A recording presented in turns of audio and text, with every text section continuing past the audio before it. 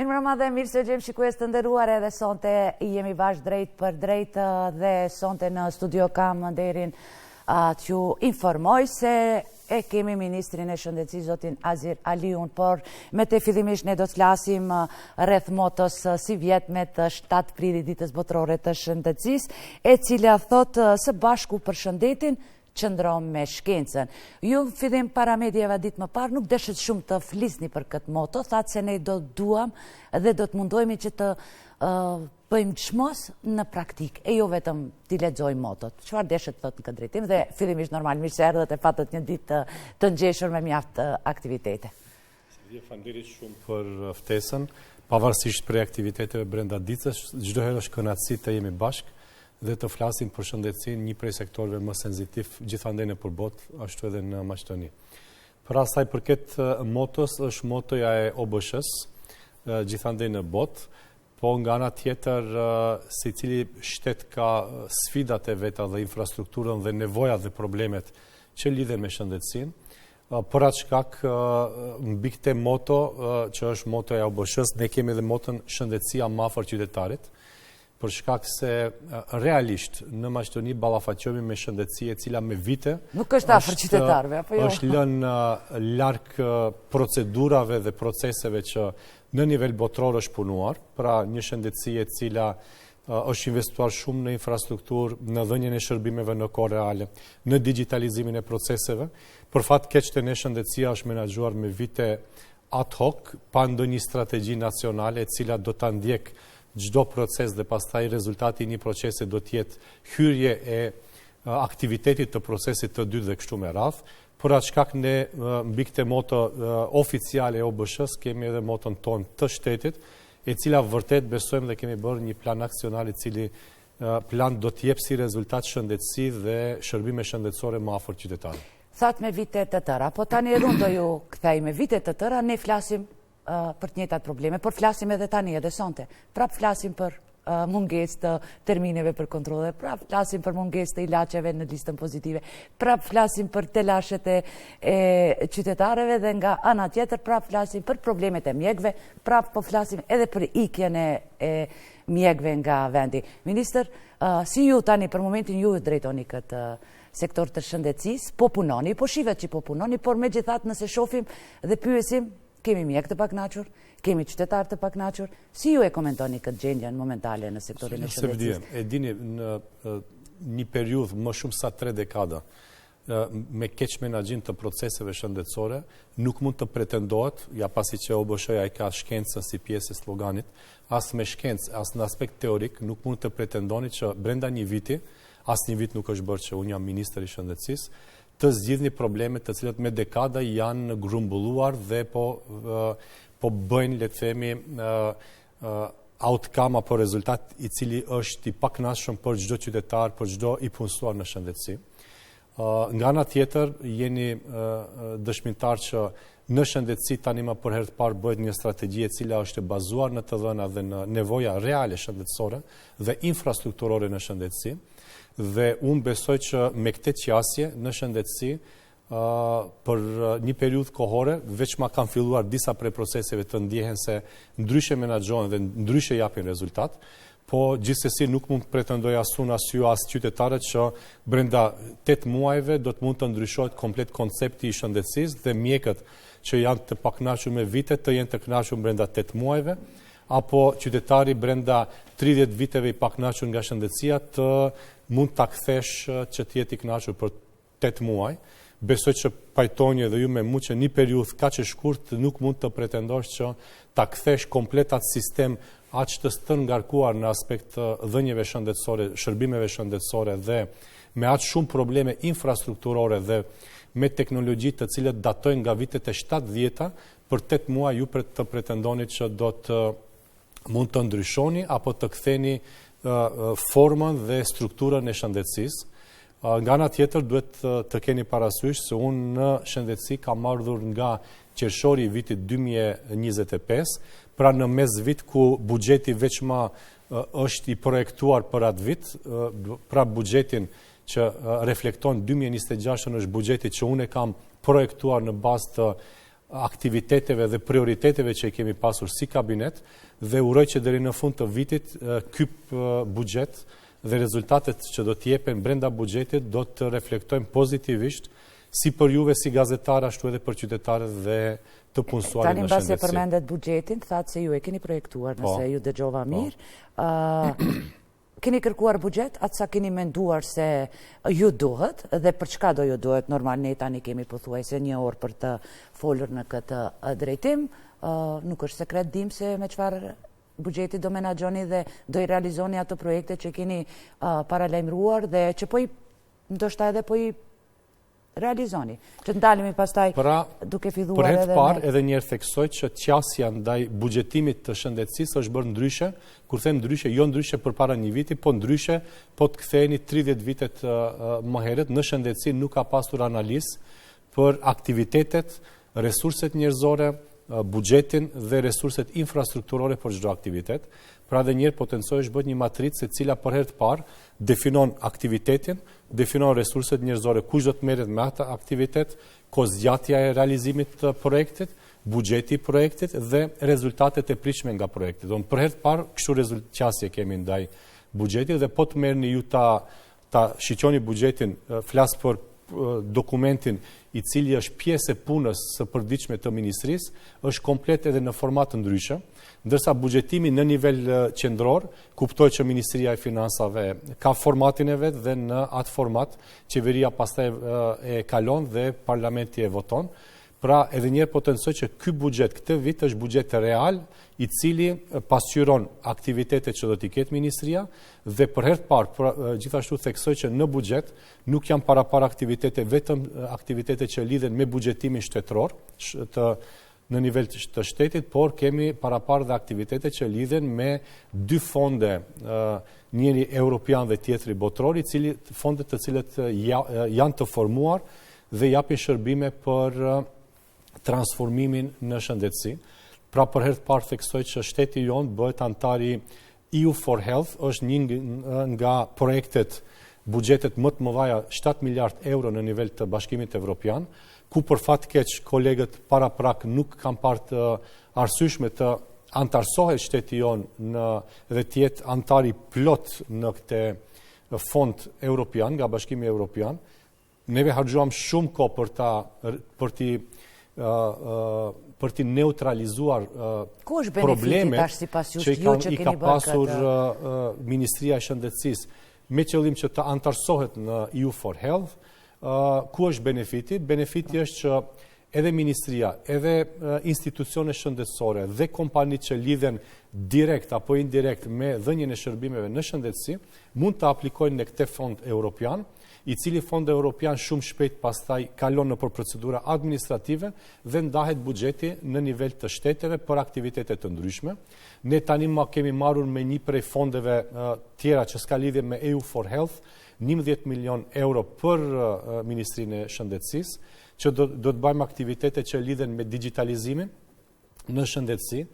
Për herë të parë kemi investuar në infrastrukturë hardverike, që tani kemi një data qendër e cila është me standarde europiane, me qëllim që të gjithë të dhënat të pacientëve, të mjekëve dhe procedurave administrative shëndetësore të jenë të ruhen në një ambient i cili është robust ndaj penetrimeve të jashtme të padëshirueshme dhe patjetër ta theksoj që për herë të parë kemi edhe një backup qendër e cila do të ruan të gjithë të dhënat që të jenë të sigurta për çdo qytetar.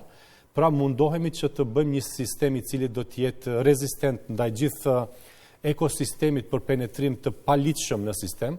Faktikisht duam që qytetarit të gjithë të dhënat shëndetësore shumë senzitive të ruhen në nivel europian në aspekt cyber security dhe këtu kemi investuar 500.000 euro që të bëjmë një sistem i cili vërtet në aspekt infrastrukturor dhe të plotëson të gjitha kushtet.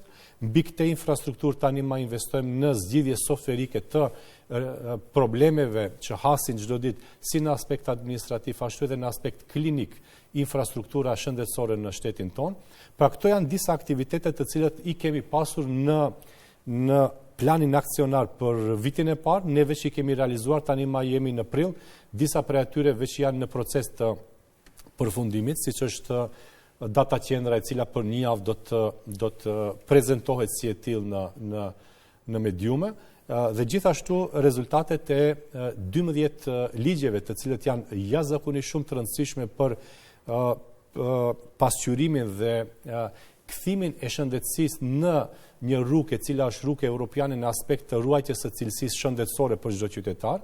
Pra 12 ligjet janë total ligjet të në linjë me strukturën dhe kërkesat e Bashkimit Evropian që shëndetësitë dhe infrastruktura shëndetësore në shtetet e Bashkimit Evropian është kompatibile, pra këto ligje do të bëjnë që shëndetësia në aspekt ligjor të jetë kompatibile me të gjithë direktivat europiane, dhe krijojmë 2 ligje të reja që nuk kanë qenë 35 vjet pjesë e infrastrukturës shëndetësore. Pra këto janë rezultatet që i kemi pasur deri tani.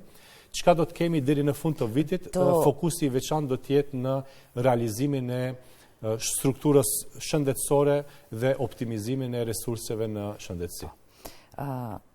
12 ligje, thatë. Cilin ligj do e kishit veçuar që të jeti kapshëm edhe për qytetarët e rëndomë, se kjo që po e flitni normal se është për të përshëndetur, pasi që me të vërtet na ka munguar një databazë dhe ashtu si që punohet në vendet evropiane, po qytetarët këtë nuk mund të shofin. Çfarë është ajo që do e kishit sqaruar drejt për drejt? Nani, unë po ju pyes, unë po reagoj ashtu si që, ose po them atë që e qytetarët, po na e sqaroni, po. Por deri tani nuk kam pasur qytetarët qasje në listën e pritjes për operacione.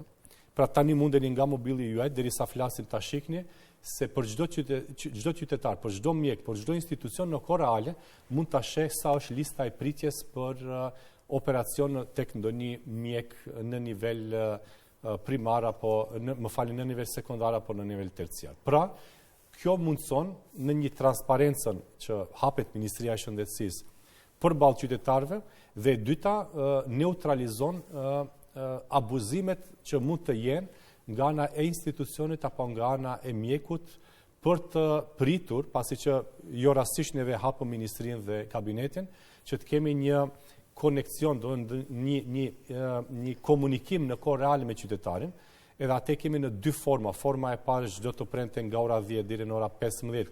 Qytetarët mundet online të caktojnë një termin kur ju konvenon atyre. A keni ndihmuar qytetarët të cilët janë drejtuar në këtë termin të juaj? Veç ta përfundoj që ta keni parasysh kush është ideja, do fizikisht qytetarët mund të vinë çdo të premte dhe të na informojnë për problemet që ato ballafaqojnë në shëndetësi, apo të na japin ndonjë ide për zgjidhjen e sfidave që kemi në shëndetësi. Dhe forma e dytë është në mënyrë në online, nëpërmjet portalit, mund të na shënon problemet apo idet apo kritikat që i kanë për shëndetësinë, dhe kështu arritëm deri tek një numër i madh i qytetarëve që thonin listat për pritje tek një mjek ose tek një mjek tjetër janë jashtëzakonisht shumë të gjata, po nga ana tjetër lista shënohet në fletore të mjekut.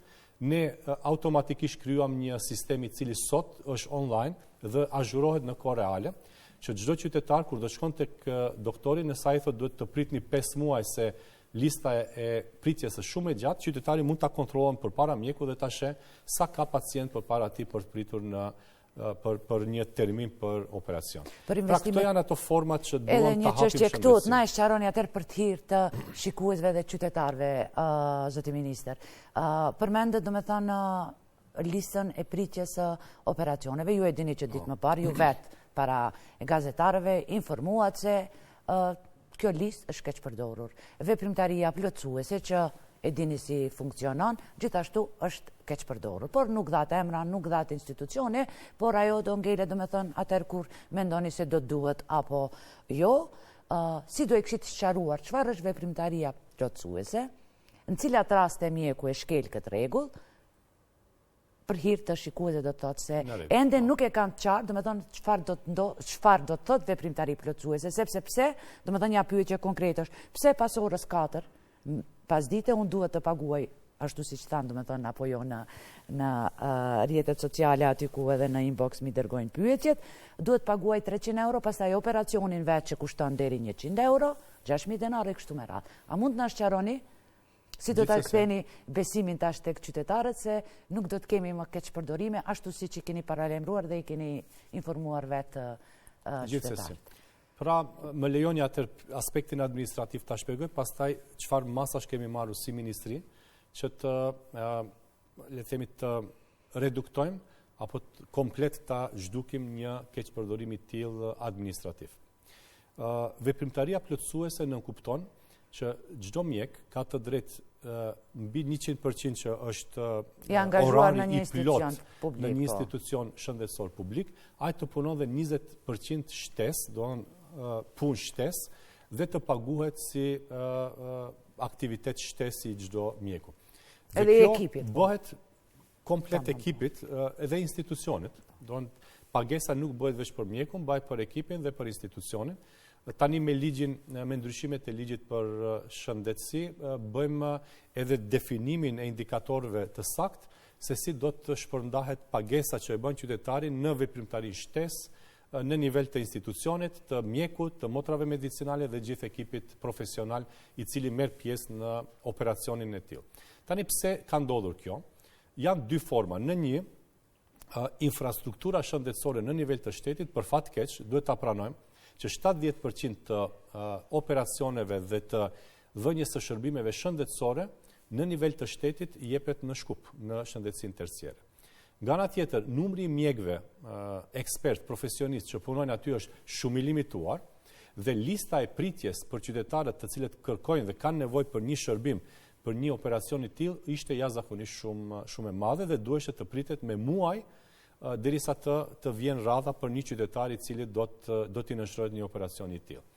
Ideja e veprimtarisë shtesë është që qytetari për X arsye, mund të jetë arsye personale, mund të jetë arsye shëndetësore, thjesht nuk i pritet një muaj 2, ai të mund të kërkon nga mjeku të bëhet operacioni jashtë orarit të punës në njëjtin institucion. Pra, edhe deri këtu është me ligj dhe nuk ka abuzim. Pra qytetari do të paguan shërbimin shtesë, por me atë që do të zgjedh një termin i cili atij i konvenon. Pra nuk do të duhet të pret derisa të vjen radha me listën e pritjes. Po, se kjo ka qenë rregulluar edhe me ligj. Po ju e di që para ca kohe dolet në preskonferencë, treguat shifra, marrëmance dhe keqpërdorime. Pasi që kjo listë, pikërisht këtu dua të dalë, kjo listë ruheshte në mënyrë shumë konservative në nivel të institucionit apo në nivel të mjekut përkatës, qytetari asnjëherë nuk ka pasur qasje në listë që ta sheh vërtet lista është aq e gjatë apo jo, apo në mënyrë artificiale i thuhet qytetarit që duhet pritni 2-3 muaj me qëllim që qytetari të kërkon pastaj operacionin jashtë terminit të rregullt për të nënshtruar në klinikë. A e zgjidhet këtë çështje dhe si do e zgjidhni? Këtë çështje e zgjidhëm, pikërisht atë fola, po të shkoni tani në portal që është live, ju mund të shikni për çdo institucion dhe për çdo mjek sa është lista e pritjes dhe pikërisht tani ma as institucioni, as mjeku nuk mund t'ju thotë dëgjoni, duhet pritni për shkak se lista përpara juve janë 200 pacientë. Ju e shikni në kohë reale, a janë 200 apo nuk janë 200, edhe ja, unë tash do të hapi këtë qasje. Po më vjen këtë që nuk kemi planifikuar që s'faku edhe shikuesi ta shiknin, por megjithatë ju ndëgjojnë, le t'ju dëgjojnë, po. Ju mundeni në kohë reale ta shikni, edhe aty e keni opsionin për kush është specialisti i cili dëshironi ta shikni, apo në nivel të operacioneve, do të strukturës dhënies së shërbimit, në nivel të intervencës që ju e kërkoni dhe në nivel të institucioni shëndetësor që ju e kërkoni. Pra, keni mundësi të ndryshme që ta ndjekni këtë strukturë dhe besoj, me këtë qasje, ne kemi dhënë një mjet qytetarit që të mund të anashkalohen abuzimet e mundshme në nivel të institucioni shëndetësor. Por le ta kenë qartë, shikuesit se qëndron dhe mund të funksionon edhe veprimtaria plotësuese. Po, edhe ne nuk jemi kundër veprimtarish. E çka me ata persona me ato institucione që kanë keqpërdor këtë? Pra kështu, ju jeni minister, sa keni ingerenca? Po, kemi ingerenca dhe unë po të pyetni tani në institucione shëndetësore, unë gati çdo ditë, përveç sot që jam në emision tek juve në mbrëmje, pas orarit të punës, dikundi pas orës 8-9 në mbrëmje, shkoj në institucione shëndetësore të ndryshme, të shohim, pasi që në terminin ne kemi të gjithë listat e mjekëve që janë në ndrimin e parë, në ndrimin e dytë, të shohim njerë mjekët a janë në punë në ndrimin e parë apo të dytin, ashtu si që janë të evidentuar në listë tek ne si si proces administrativ klinik. Dhe dyta është, brenda ditës, kur administrata është në punë, ne kemi filluar tani në për klinika shkojmë, bashkë me inspektoratin, që të marrin të gjithë dokumentacionin, brenda 2 viteve në aspekt të menaxhimit të resurseve njerëzore nga drejtorët, dhe tani ma në 4 klinika këte kemi bërë, jemi duke analizuar të gjithë të dhënat, dhe do të flasim bashkë me inspektorët, me drejtorët në momentet ku ka, le të themi, proceset që nuk janë në lidhje me protokollin administrativ që të mund të përmirësohen, aty ku do të gjejmë abuzime, më besoni që nuk do të jetë asnjë drejtor, asnjë institucion nuk do të kursehet që mos paraqitet pastaj në institucionet tjera që lidhen me këtë lloj abuzimeve, qofshin financiare apo administrative. Shkojmë me aktivitetet e sotme, që pastaj ndalim edhe në çështje tjera që kanë bëjnë me punësime, me kontrata pune, me ikjen e mjekëve, e kështu me radhë si e keni paraparë, sepse ju edhe atëherë, kur erdhët si ministër i ri, informuat se, do me thënë, keni plane afat shkurte, afat gjate, e kështu me radhë, por deri ku kemi mbrija disa i theksuat. Sot u hapën ose u lëshua në përdorim, u rikonstruan 6 salla operacioni, që okej, në rregull, është edhe 4 shumë shpejt do i lëshoni. Pra është një projekt i cili kushton 282 milion denar, janë 10 salla për operacione të ndryshme në klinik, në Shkup, në 4 klinika, pra sot 6 prej tyre janë gati, janë me standarde botërore, ku i plotësojnë të gjithë standardet, është investuar në sallat të operacionit me një infrastrukturë që vërtet po të hyni brenda, besoj ju sot keni qenë aty dhe keni pamje nga infrastruktura që është brenda, i plotësojnë komplet kushtet dhe kërkesat në nivel botëror, dhe njerë theksoj, se si duken këto salla brenda. Nga hyrja, dezinfektimi, procesimi klinik i operacionit deri tek dalja e pacientit dhe ndjekja e procedurave klinike pas operimit, po gjithashtu këto salla tani më për herë të parë do të mundsojnë që të gjithë mjekët apo studentët që studiojnë në mjekësi të mund të ndjekin një operacion live, i cili operacion do të mund të ndjekin jo në sallë, po nga amfiteatrot dhe nga si telemedicini vjen është diçka apo jo? Po, ky është hapi i parë për të bërë një telemedicinë në shëndetësi. Pse e bëm këtë? Them edhe një herë, çdo aktivitet, çdo punë që e bëjmë në shëndetësi, puna e parë është, hapi i parë është që të agregojmë të dhëna dhe të shohim me çfarë sfida deri tani ballafaqohet mjeku, institucioni, apo në këtë rast edhe specialistët apo studentët që studiojnë në mjekësi.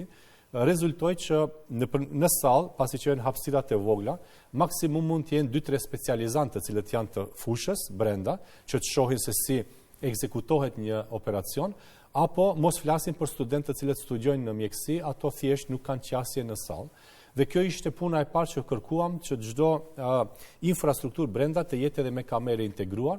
Kamera do të lidhet pastaj me monitor brenda në institucion dhe në universitetet që japin shërbime fakultetet e mjekësisë, që të mundet studentët ta ndjekin këtë procedurë.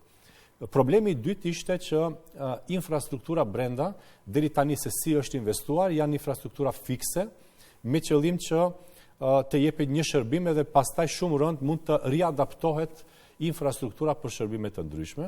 Do këto 10 salla, 6 prej tyre që u lëshuan sot, janë salla të cilët janë mobile në 2 aspekte. Nesër po të ketë, le të themi, njëra prej klinikave nëse dislokohet fizikisht nga hapësirat atje dhe shkon, pasi që flasim edhe për klinikën e re, ne mundemi komplet sallën, do në infrastrukturën brenda ta riadaptojmë në hapësirat të ndryshme. Dhe e fundit është qasja, komplet qasja moderne ndaj infrastrukturës dhe aparaturës brenda, e cila lidhet me mjekun. Pra mjeku tani nuk preken me dorë asnjë element, derisa hyn brenda në sallën e operimit, dhe kështu sigurojmë që gjithë operacioni do të jetë i suksesshëm në aspekt të mos ketë, le të themi, procedura apo prekje të ndonjë ose infektim të ndonjë virusi apo po se mjaft shpesh ndodhin që edhe vetë pacientët të infektohen, domethënë i cili lidhet me këto forma ose me prekjen e vendeve të papastra dhe kështu me radhë. Pra, në aspekt infrastrukturor këto 6 salla, këto 10, 6 për tyre sot, janë vërtet për të admiruar të punohet brenda. Dikunde për 2 muaj e gjys do t'jenë në përdorim edhe 4 salla tjera. Dhe për fund dua ta theksoj që ky projekt filloi në nëntor të 2025-s dhe për 5 muaj e gjys mbaron projekti dhe sot ja i shpalosëm. Do thotë këto mund të hyjnë ato 8 muajt e juaj që këto janë në atë periudhë apo janë edhe në pjesën e qasjes që kemi pasur. Vazhdimësie ish ministrit atë. Jo, këto janë projektet që filluan në nëntor 2025, pra në periudhën derisa unë jam ministër aty brenda dhe realizohen në periudhë ekstra të shpejtë.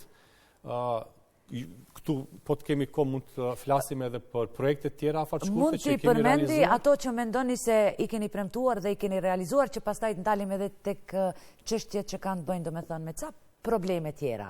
Që besoj që duhet ju parkingun e dini që kur kam qenë në emision të ju pyetja e parë keni pas çka ndodhur me parkingun. Ja sot flasim që parkingu tash më veç është hapur procedura në qytetin e Shkupit për të realizuar. Filluan punimet e arkitekturës, së infrastrukturës brenda, pra e dini procedurat administrative është duhet ketë projekti duhet kalon në komunë dhe pastaj të realizohet. E bukura e gjithë kësaj është që ka filluar procedura dhe s'ka të ndalur. Rreth ligjeve, cilin do e kishit veçuar si një ligj për cilin do mbureshit? Pra të gjithë ligjet lidhen edhe njerë potencojmë me vlerat europiane dhe me direktivat europiane.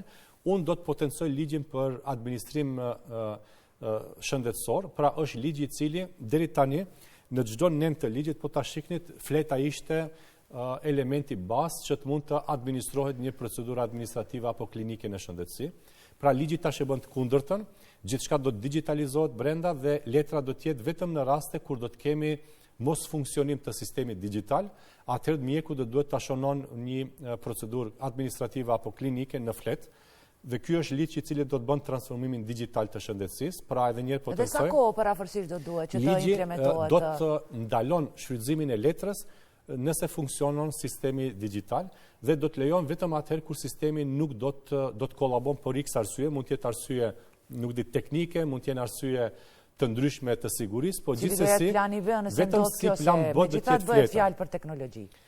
Ja, mund të jemi drejt për drejt për momentin, mund diçka ndodhe të mos jemi ne. Në momentin që mund le të themi interneti, rryma në server kara, në atë moment brenda gjysmë ore, një orë derisa bëhet recovery të sistemit, atëherë mund të shfrytëzohet letra, pastaj të futet përsëri në sistem. Pse e them është ligji më i rëndësishëm? Janë 2 arsyet. Arsyeja e parë është për shkak të menaxhimit me shëndetësinë. Ju kur keni të dhëna në kohë reale, mund të menaxhoni në kohë reale me problemet, po nga ana tjetër e bukura e shëndetësisë nuk është të menaxhoni me problemet, po ti parandaloni për të ndodhur problemet. Pra parandalimi i të gjithë, le të themi, sfidave shëndetësore bëhet vetëm atëherë kur keni të dhëna dhe mund të bani predikim të çka mund të ndodhë nëse kemi opsionin A, B, C, D e kështu me radhë, dhe kështu ministri dhe shëndetësia do të ketë mundësi që të prevenon probleme shëndetësore si për qytetarët ashtu edhe për sistemin, dhe jam shumë i lumtur që këtë ligj e kemi në fund, është në ener, besoj që për shumë shkurt kohë do të kalon, dhe ligji i dytë i cili doja ta veçoj nga të gjithë ligjet pasi më pyetet, është ligji për mbrojtjen nga duhani, për shkak se vërtet besoj. Që duhet tani më duket të kaloj, po ushtyje prapë. Do duhet të jetë ligji i votuar në mars. E dini që procedurat administrative her pas here janë shumë institucione që duhet të mendet mendim pozitiv. Derisa flasim, kemi institucionin i fundit i cili është Ministria e Bujqësisë. Kishim probleme me definimin e disa preparateve që edhe në këtë ligj definohen, edhe në ligjin e tyre definohen, dhe do duhet të sinkronizohen me qëllim që të dy ligjet të jenë në përputhje me Cili është qëllimi i këtij ligji? Bashkimin Evropian. Është për të mbrojtur ata që nuk pinë duhan, për shëndetin e gjithë neve qytetarëve, apo si do e kishit? Ky ligj ka se ju e dini shumë mirë që ky ligj nuk është pritur mirë nga shumë kush për shembull, ndoshta edhe nga vetë duanpirësit, po edhe nga ata që e shesin, edhe ata që e prodhojnë e kështu me radhë. Cili është qëllimi për hir të shikuesve? Na e sqaroni shkurt ju lutem. Ky është një ligj i sepse tek i fundit edhe në mbar vendet evropiane shumë vende është ndaluar, por jo kaq në mënyrë rigoroze siç e keni paraparë ju. E dini që kështu ligje, rrallë ministra ulen dhe thuan do ta bëjmë një ligj të tillë.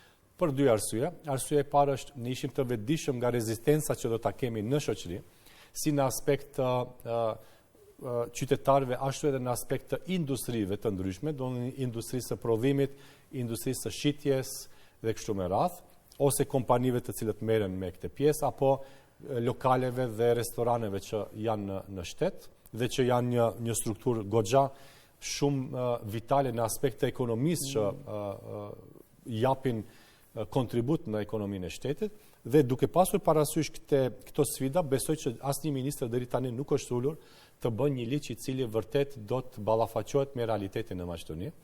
Ja që ne ulëm dhe u ballafaqoam me këtë realitet. Kush është realiteti? Realiteti është që mbi 45% të qytetarëve në Republikën tonë janë duhanpirës aktiv dhe mbi 15%, 10% të fëmijëve deri në 13 vjet dhe mbi 15% të fëmijëve mbi 16 vjet janë konsumues aktiv të cigareve elektronike, një hap i parë i cili të çon pastaj për konsumim të cigareve tradicionale, dhe duke u ballafaquar me këtë strukturë në shtet, si ministër i shëndetësisë, qëllimi është që të krijojmë një sistem i cili do të jetë vërtet sistem që do të mbron shëndetin e qytetarit, po nga ana tjetër mos harrojmë edhe abuzimin që mund t'i bëhet buxhetit të Ministrisë së Shëndetësisë dhe mundësinë për optimizim të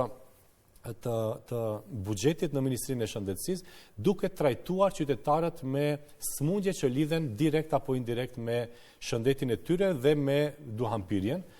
Ju e dini që ne jemi në top si shtete në bashkimin në EU, shtetet të cilët kanë probleme me kancerin e mushkrive, dhe për fat keq qytetarët tonë, një numër shumë i madh i qytetarëve ndrojnë jetë apo kanë një jetë jo cilësore për shkak të kancerit në mushkri, si pasojë e duhanpirjes, po jo vetëm duhanpirjes aktive, por edhe duhanpirjes pasive. Pra, më pyetet kush është qëllimi i ligjit. 3 janë rrugët që neve na çuan deri tek me kështu këmbgulje ta çojmë ligjin deri në fund. E para është mbrojtjen e qytetarëve pasiv nga duhanpirja, e dyta është mbrojtjen e të rive që mos kenë qasje në cigare elektronike apo cigare të tjera, dhe treta është zvoglimin e duhanpirësve aktiv për 2 vjet për 20%, dhe këto janë targetet tona me ligj. Pra të parën e bëjmë duke ndaluar rreptësisht shitjen e cigareve për fëmijë më të ri se sa 18 vjet. Zatem edhe ka qenë ndaluar, por nuk është respektuar. Tani është shumë strikte dhe janë gjobat jashtëzakonisht të larta. Tani me këtë ligj definojmë ku pihet dhe ku nuk pihet cigare, dhe treta është, që është shumë e rëndësishme, që her pas here anashkalojmë informimin dhe edukimin e të qytetarëve se sa është i dëmshëm procesi i duhanpirjes, qoftë ai tradicional apo me këto lojrat, unë i them, elektronike, me këto cigaret elektronike që më shumë duken si lojra se sa si cigare, që t'jenë shumë atraktive dhe të penetrojnë deri tek qytetarët, qofshin ato të ri apo më të vjetër, duke u shitur si cigare që nuk janë të dëmshme, dhe qytetarët duke marrë dhe duke menduar se është shumë trendi të keni një cigare elektronike në dorë dhe të shkoni pastaj në lokal. Dhe qëllimi jonë si ministri dhe personal si ministër ishte që të gjitha këto produkte të ndalohen për qytetarët që janë ndër 18 vjet, ndërsa të ketë restrikcion shumë i madh në vendet të mbyllura. Pra, nga dita e parë që ligji do të votohet në parlament, kur pritet e kemi datën shumë ndaluar edhe cigaria elektronike dhe të gjithë produktet që lidhen me nikotin që janë në mënyrë jo tradicionale. Keni ndonjë datë caktuar kur pra ligji është ka përfunduar aspekti i strukturimit të tekstit përfundimtar në përputhje me të gjithë vërejtjet që i kemi pasur si nga ministrit ashtu edhe nga agjencia, dhe tani pritet që ti kalon filtrat në qeveri, veç ka filluar procedura qeveritare. Unë pres jo më shumë se sa një javë që ligji maksimum 10 ditë ligji të kalon në qeveri, pastaj do të shkon në parlament, që besoj që shumë shpejt edhe atje do të kalon, pasi që gjithkohës kemi qenë në mënyrë inkluzive, i kemi futur të gjithë vërejtjet dhe sugjerimet si nga industria, nga të gjithë stakeholderat, ashtu edhe nga deputetët, ashtu edhe nga ministrit, dhe besoj që ligji pastaj shumë shpejt do të kalon në procedura administrative. Gjithashtu do të zgjerohet lista premtuar, thatë, informuar se me prej 1 maj rreth 300 ilaçe. Mbi 300 ilaçe. Në rregull, mbi 300 ilaçe do të do jenë në listën pozitive, ose do lirohen. Na e sqaroni mirë. Po, lista pozitive është diçka tjetër dhe çmimet e ilaçeve janë diçka tjetër. Po neve më tepër na konvenon që të kemi listë zgjeruar apo jo të pozitive, dhe sikur para mendoni këto ilaçe ti kishit futur në listën pozitive. Na e sqaroni tani. Shumica e këtyre ilaçeve janë në listën pozitive. Disa prej atyre nuk janë. Më lejonet të asqaroj të dy proceset, edhe procesin e futjes së një ilaçi në listën pozitive që ka kemi bërë dhe procesin e uljes në të çmimit të ilaçit. Se shumë kush e ka pranuar prej qytetarëve do të thotë si u zgjerua lista pozitive, kemi 300 ilaçe plus do të thotë në listën pozitive, jo rastisht edhe po ju them na e sqaroni edhe një herë edhe çka ka tren këtë drejtim. Pra, për herë të parë ulim në mënyrë drastike çmimet për ilaçet të cilët janë vërtet esenciale për qytetarët, me qëllim që të mundet edhe participimi, pavarësisht a është në listën pozitive apo është privat, në të dy raste qytetari paguan, po që se është në listën pozitive një participim shumë të vogël, ai do të zvogëlohet tani edhe më shumë, pasi që çmimet participimi është në përputhje me çmimin e ilaçit. Po se ne kemi ilaçe të cilat edhe në listën pozitive me participim janë me të vërtetë. Ç'është? Jashtëzakonisht. Kryesisht edhe ato ilaçe do të jenë shtrejta, sidomos për ata që janë pensionistë që pjesën ndërmuese të jetës e kalojnë me një palet ilaçesh. Edhe duke pas parasysh strukturën e qytetarëve, kryesisht në çdo shtet konsumimi i ilaçeve është flasim për strukturë të qytetarëve të cilët janë me shëndet të mirë mbi 55 vjet, 60 vjet, atëherë kur ma qytetarët kanë shpenzime apo janë pensionist dhe vërtet çdo denar është shumë i vlefshëm për ta. Pra, nga 1 maj do t'ulen çmimet e mbi 300 ilaçeve në barnatore, si në aspekt të participimit, ashtu edhe në aspekt të ilaçeve që nuk janë në listën pozitive, por do duhet të blehen privat. Dhe këte bëm fal një punë shumë të madhe, 3 mujore, bashkë me ekipin që të mundemi direkt të bisedojmë me të gjithë kompanitë që prodhojnë këto ilaçe, që të mundet çmimi të bjen. Dhe për herë të parë ndodhen që revidimi i këtyre çmimeve të jetë kaq drastik, në mënyrë drastike të ulet. Ju përmendet listën pozitive. Kishte 2 sfidat e lista pozitive. Sfida e parë është financiare, që s'mund ta anashkalosh. Ky është shteti, ky është buxheti dhe kaç mund të bëjmë. Po sfida e dytë që ishte administrative ne i kaluam, që të futet një ilaç në listën pozitive, besoni që duhej diku 3 deri në 5 muaj proces administrativ. Nga momenti i aplikimit për në listën pozitive deri në momentin e aprovimit të ilaçit që të jetë në listën pozitive. Çka bëm? Komplet këtë proces e digitalizuam. Tani ma çdo kompani e cila kërkon të ketë rezultat, të ketë qasje për ta sjell ilaçin në shtet dhe për ta futur në listën pozitive, edhe procedura e parë dhe procedura e dytë tani janë komplet të digitalizuara, sa i përket Ministrisë së Shëndetësisë. Tani jemi duke digitalizuar dhe pjesën e dytë e cila lidhet me fondin, pasi që e dini një procedurë, një pjesë kalon në Ministrinë e Shëndetësisë, pjesa administrative, pastaj pjesa financiare kalon në fond, kështu që tani jemi duke procesuar pjesën e dytë, dhe kjo do ta përshpejton jashtëzakonisht shumë futjen në listën pozitive. Shumë shpejt do dalim edhe me momentin e parë për futjen e ilaçeve të reja në listën pozitive. Jemi duke punuar dhe jemi nga fondi. Do kemi edhe ilaçe të reja, domethënë, në listën pozitive. Po, do të kemi. Përveç këtyre paralajmërimeve për çmimet. Dikundi procedurat janë nga fundi. Nëse flasim me përqindje, dikundi 95% kanë mbaruar procedurat, edhe klinike edhe administrative. Nuk e di, që mos spekuloj, pasi që në fund është procedura e çmimit dhe fondit, tash janë ulur kolegët të cilët janë në Ministrinë e Shëndetësisë që punojnë me këtë proces bashkë me kolegët nga fondi dhe do të caktohet shumë shpejt cilët ilaçe do jenë në listën pozitive.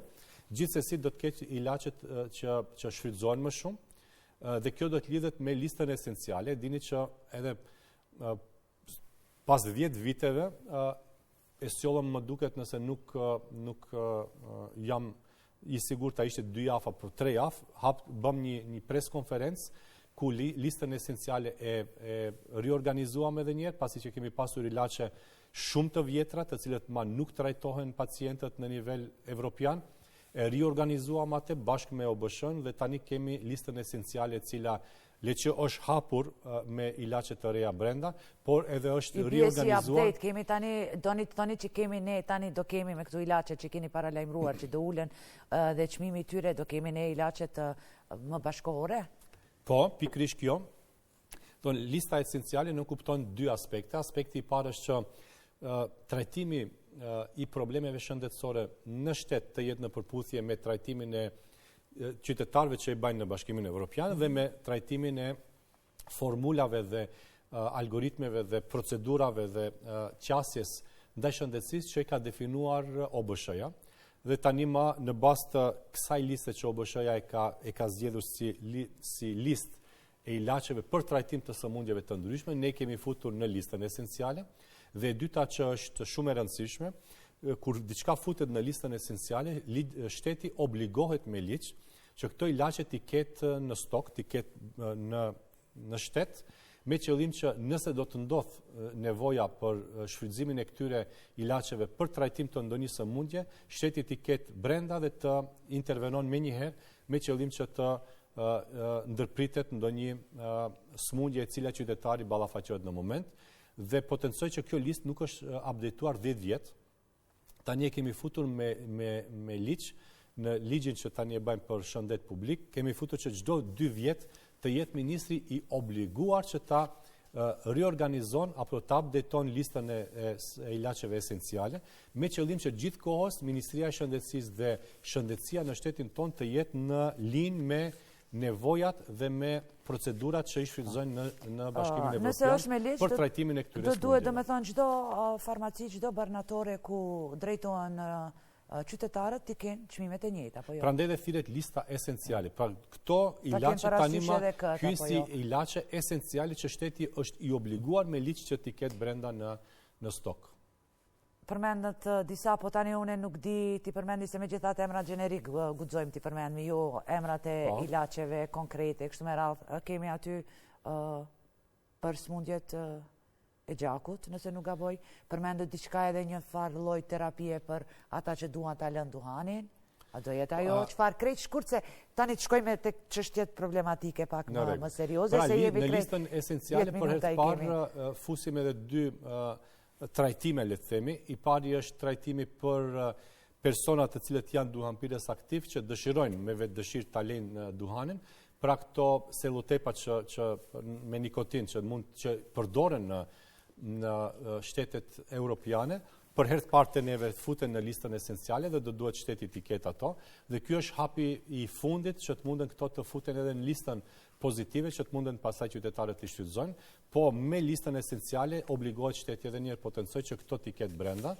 Dhe e dyta është trajtimi për mbrojtjen nga shtanzania, pasi që gjithashtu lidhet me shëndetin e gruas dhe shëndetin e femrës. Madje edhe janë mjaft shtrejta, janë edhe mjaft të shtrejta, kështu që për herë të parë edhe këto futen në listën esenciale, me qëllim që pastaj të parandalohet shtanzani e cila nuk është e planifikuar. Ministër, minutat disi po shkojnë shumë shpejt, mu ngelen çështjet sipas me mund të themi më problematike. Ku është rikonstruimi i Spitalit Klinik të Tetovës? Po punohet, po ndërprehen punime, diçka çdo herë po ndodh. Përmendet spitalin e Kërqovës, Shtipit e kështu me radhë, por më duhet në mënyrë pak më telegrafike, jo që janë probleme më të vogla, se ato janë probleme jashtëzakonisht mëdha, por ja minutat ikin të shumë shpejt do thotë. Çfarë do thoni këtë drejtim? Sepse ju edhe vetë paralajmërua se do bëjmë këtë, ku jeni tani? Tani jemi në fund, prapë do them, qytetarët ende nuk po shohin ndonjë. Dgjoni, ky është një investim i cili kushton 205 milion euro dhe është investim i cili do të bëjë ndryshimin në aspekt infrastrukturor në Tetov dhe klinika në Tetov nuk do të duket, spitali nuk do të duket ashtu siç është tani. Do të ndërtohen 2 objekte të reja, do të rikonstruohen komplet objektet brenda, komplet kampusi dhe do të ndërtohet një objekti i cili do të jetë i dedikuar për edukim. Pra komplet Tetova do të ketë një infrastrukturë ultramoderne, duke investuar mbi 70 milion euro vetëm në Tetov. Për afërsisht kur mund ta shohim këtë ministër ose është e pafalendruese që ju pyes? Një ndërtesë e cila e dini që më shumë se 3 dekada investohet në një objekt atje dhe për fat keq, sot e kësaj dite ky objekt nuk është mbaruar dhe rezultoi që infrastruktura e këtij objekti nuk është në përputhje me standardet europiane dhe do të ndërtohet objekt komplet i ri, ndërsa ky objekt i cili është investuar 3 dekada, janë dhënë shumë para dhe ende nuk është në përdorim, do t'i jepet shtëpisë së shëndetit, pasi që edhe ato janë në disa baraka atje që të mundet ta zgjidhim këtë problem dhe në Shqip do të ketë komplet infrastrukturë në klinik brenda. Ju më thatë kur do të bëhet, e dini që ky ka qenë një kredi, është G2G, është domethënë një bashkëpunim ndërmjet Britanisë dhe Maqedonisë si dy qeveri, ka mbaruar komplet procedurat administrative, e dini që është një procedurë goxha shumë e madhe administrative, është dashur të keni një concept note në fillim, kemi pas takime me qindra takime duke po ja që e keni realizuar si në nivel operacional ashtu edhe në nivel politik, ka kaluar gjithçka, tani më është në procedurë në qeveri dhe besoj që nesër kemi qeveri, nuk e dim tani është më në duart e Ministreshës së Finansave, pasi që 205 milion eurot nuk janë në buxhetin ton, por do të merren nga bankat në bashkëpunim me qeverin britaneze, edhe tani ma procedurat administrative kanë mbaruar të gjitha, takimet që është dashur t'i banë Ministria e Finansave me institucionet financiare kanë mbaruar të gjitha, pritet ndoshta edhe nesër do të jetë, nuk kam informat do të vjen apo jo, nëse jo këtë javë, jam shumë i sigurt që javën tjetër do të kalon në qeveri dhe pastaj ngelen përsëri tek Ministria e Shëndetësisë që të fillon hapjen e procedurave administrative për realizimin e këtij projekti. Pra, shkurt, realizimi i këtij projekti do të fillon me hapjen e tenderimit nga Ministria e Shëndetësisë, ndërsa aspekti financiar veçma është definuar linja financiare e këtij projekti. Shkojmë me poliklinikat, ja, konkretisht themi në Shkup. Çfarë do bëni në kuptim të asaj, sepse aty kemi, mund të them, ndoshta vetëm nga një specialist. A poliklinikat dikur ishin, llogaritishin edhe si mjekësi sekondare, madje ne mund t'i bënim gjitha kontrollat, prej atyre neurologjike, oftalmologjike, dermatologjike, gjitha ato. Tani më besoni ato poliklinika që i kam vizituar, mund të them lirisht, që në ndonjë prej tyre vetëm një specialist mund ta gjesh. Dhe ashtu ngelin, domethënë. Zonja Sevdije, jo rastisht e fillova me fjalën për fat keq. Ju keni komplet të drejtë. Prandaj them edhe një herë, për fat keq, ne jemi dëshmitar që më herët këto poliklinika vërtet kanë funksionuar, sinqerisht. Që ne si qytetar nuk kemi pasur nevojë të shkojmë në shëndetësi terciare. Ndonjëherë më besoni deri tek diagnoza e saktë kemi kaluar te poliklinika. Shumë e vërtet dhe unë jam shumë i vetëdijshëm për këtë, unë dhe të gjithë administrata në Ministrinë e Shëndetësisë, se vërtet kemi pasur një infrastrukturë shëndetësore që sot nuk e kemi. Doon kemi degraduar në aspekt të dhënies së shërbimeve për qytetarët dhe sot edhe njëre potencoj 70% të qytetarëve që marrin shërbimet në klinika në kampusin Nën Tereza në Shkup duhet t'i marrin ato në shëndetësinë primare apo sekondare. Pra për hir të kësaj infrastrukture që ju përmendet, ose mungesa e mjekëve, ose mungesa e infrastrukturës. Kryesisht është mungesa e mjekëve, po më duket. Nuk është veç mungesa e mjekëve, ju keni edhe mungesë të infrastrukturës. Po shkoni në disa prej poliklinikave, besoni që nuk hyjet brenda nga infrastruktura e cila nuk është investuar me vite. Kur them me vite janë 20-30 vjet. Po keni edhe poliklinika që kanë infrastrukturë të mirë dhe nuk kanë mjek, dhe keni poliklinika që kanë infrastrukturë, kanë mjek, por nuk kanë teknologji, nuk kanë aparatura. Pra ne ballafaqohemi me një shëndetësi sepse ne vedim gjendjen, ministër, dhe për hir të kohës, domethënë po duhet ju ndërprej ndoshta. Keni plan apo jo shtëpitë e shëndetit si do? Jo veç që kemi plan, veç që e realizojmë atë. Pastaj edhe ndihmën e shpejtë. Nuk di, premtuat, morët, nuk morët ato vetura që i përmendën. Ne kemi vetëm në Shkup 6 vetura, mos më merrni për fjalë 7. Jo, kemi më shumë, po kemi ekipe doon kur lidhet për ndihmën e shpejtë. Edhe ekipe kemi pak. Unë nuk po e them, po e them për gjithë të po duhet keni edhe një ekip që nën kupton duhet keni mjek, motor medicinale dhe teknik brenda dhe shofer pastaj me. Nuk kemi mjaftueshëm as vetura as ekipe. Nuk kemi mjaftueshëm as vetura as ekipe. Çka do bëni? Çka do bëjmë? Sa i përket veturave. Sepse apo jo, motoja juaj edhe gjithë ministrave që kanë qenë këtu ka qenë shërbime shëndetësore sa më afër qytetarëve. Edhe motoja juaj është e vërtetë dhe ne vazhdojmë të jetë ashtu, prandaj kemi rezultate. Rezultatet për veturat janë 100 veç kanë kaluar në qeveri. Dhe procedura administrative, nëse nuk është hapur, do të hapet këto ditë, pra do të merren 100 vetura në nivel të shtetit, të cilat do të jenë ultramoderne me gjithë pajisjet brenda, dhe nuk kemi ndalur këtu. do të kemi edhe një sistem digital i cili do të ndjek veturën dhe do të komunikon me mjekun që është brenda në veturën për ndihmën e shpejtë, që të mund pastaj të adaptohet infrastruktura nëse do duhet pacientit të nënshtrohet ndonjë operacione apo ndonjë nënshtrimi klinik i cili është i posaçëm, po gjithsesi edhe definimin e krevatit në institucionin shëndetësor. Pra gjithë kohës vetura do të komunikon me qendrën dhe do të sinkronizohen proceset. Dhe këtë maj kemi procedurë ka kaluar në qeveri, kemi mendim pozitiv, kemi buxhetin dhe veturat do t'i kemi, po nuk është veç kaq. Do të thonë, duke marrë parasysh ekipet, përmendet problemin e dytë, problemin e parë veç ma administrativisht që kemi zgjidhur, besoj që për një 3-4 muaj do t'i kemi veturat në Maqedoni dhe janë 100, nuk janë 1 dhe 2. E dyta është me strukturën e kapaciteteve njerëzore, ne fusim për herë të parë në shëndetësi paramedik, nuk kupton persona të cilët do t'jenë të shkolluar që t'japin ndihmën e shpejtë, do t'jenë të shkolluar vetëm për këtë formë të dhënies së shërbimeve shëndetësore. Me këtë bëjmë zgjidhje të 2 problemeve. Problemi i parë është neve na ikin mjekën nga ndihma e shpejtë pasi që nuk mund të specializohen dhe shkojnë në shëndetësi primare, sekondare apo terciare, që të mund të ngriten në karrierë. Dhe e dyta është kur do të kemi një numër më të madh të profesionistëve që do të punojnë në ndihmën e shpejtë me qëllim që të jepet një shërbim në kohë reale. Kur jemi të shërbimet në kohë reale, ne kemi bërë edhe matje zonja Sevdije, në Europë, më afër në Sloveni, e keni dikundi 7 deri në 10 minuta dhënien e shërbimit të ndihmës së shpejtë nga momenti kur pacienti apo qytetari thret ndihmën e shpejtë. Për fat keq te neve është 28 deri në 32 minuta, varet nga ku jemi. Flas në Shkup kemi bërë matje dhe kjo do duhet të 3 fish të zvoglohet, të shkurtohet. Sepse 5 minutat e arta pasi që këtu është pikërisht, ose varet jeta e qytetarit nëse i jepet ndihma e shpejtë në kohë, ose e dyta varet kualiteti i jetës pas rikuperimit shëndetësor. Pra të dyja janë shumë vitale për neve, edhe para të shpëtojmë një jetë qytetarit, edhe e dyta të shpëtojmë edhe të kemi një jetë më cilësore të qytetarit, pasi që me një jetë jo cilësore shëndetësore reflekton negativisht edhe në ekonominë e shtetit. Pra kemi zgjidhur problemin e ndihmës së shpejtë si në aspekt të kapaciteteve njerëzore, ashtu edhe në aspekt të infrastrukturës, po edhe plus me një software i cili do ta ndjek këtë procedurë. Pyetja tjetër ishte aspekti poliklinikave. Pra kemi bërë mapimin dhe vazhdojmë të bëjmë mapimin. Disa prej atyre do të organizohen dhe do të riorganizohen në aspekt infrastrukturor bashkë me komunat.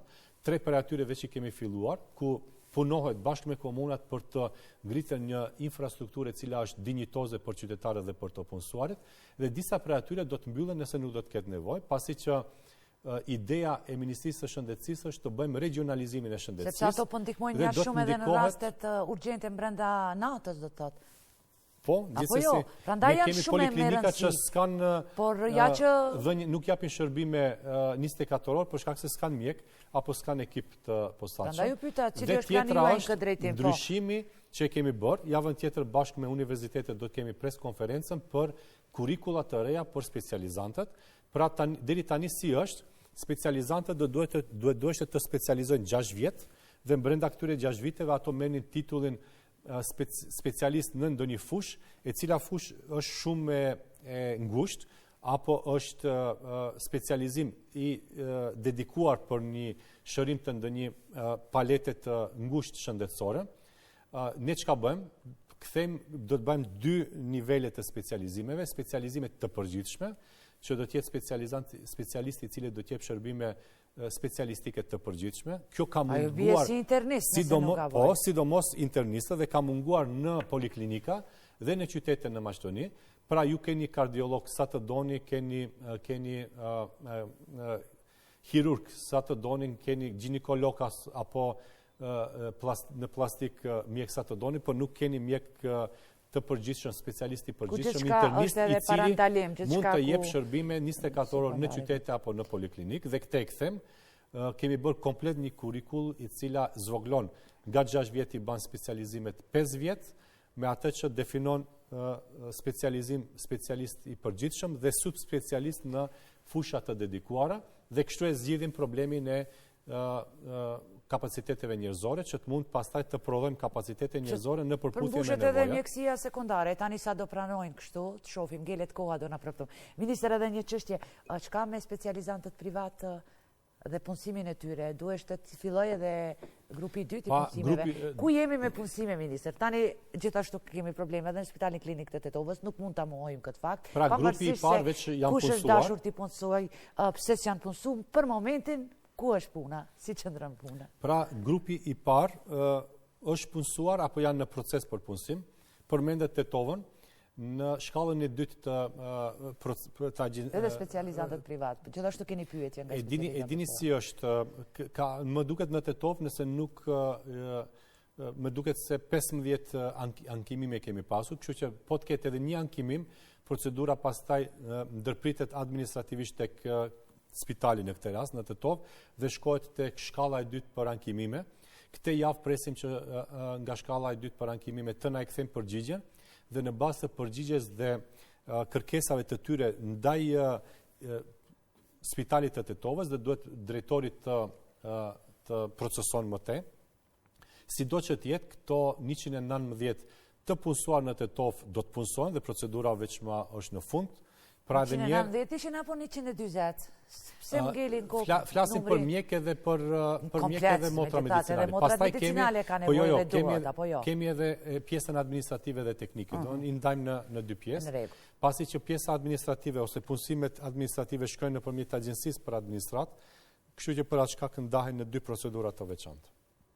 Pra, që të jem më i saktë, procedura për punësimet në Tetovë vazhdon, pritet përgjigja nga shkalla e dytë e ankimimit, ndërsa në qytetet tjera procedurat kanë mbaruar apo janë në fazën e mbarimit.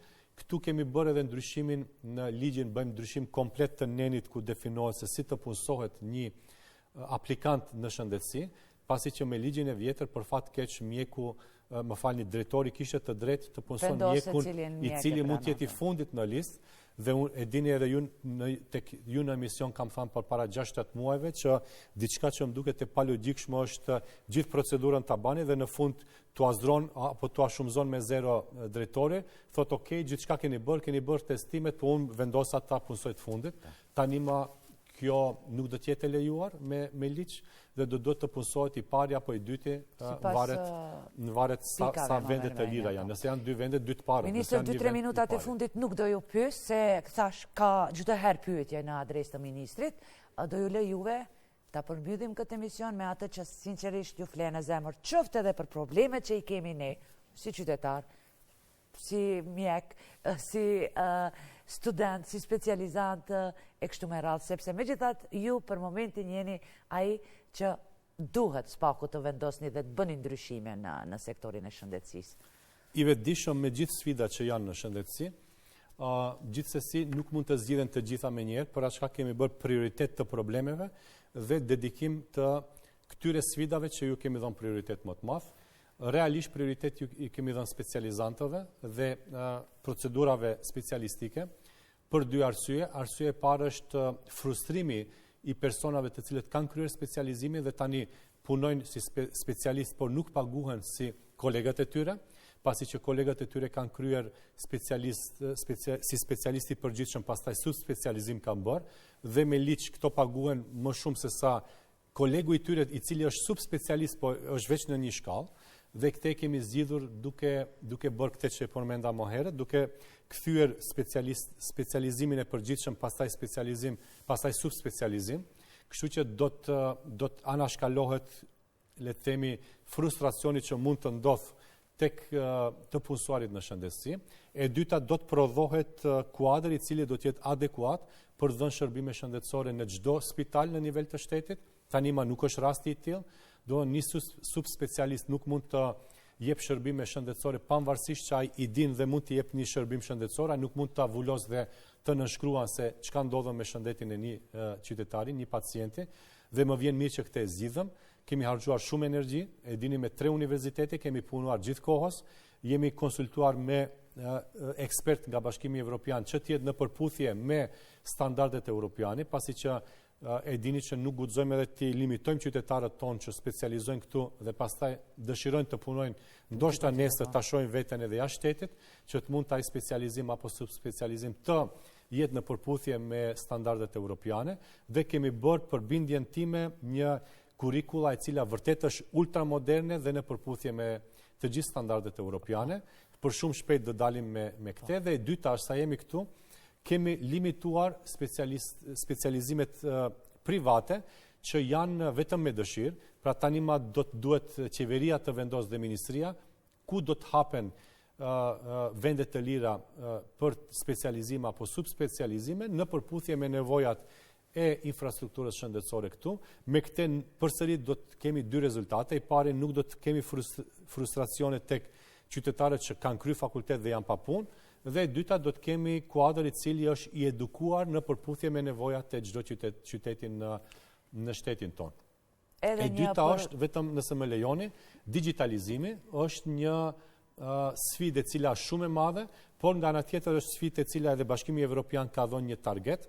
Bashkimi Evropian thot deri në 2030 çdo qytetar evropian që jeton në shtetet e Bashkimit Evropian duhet të ketë një portfolio digjitale komplet digjitale dhe mos ketë letërma dhe duhet të ketë një komunikim në kohë reale me mjeku nam.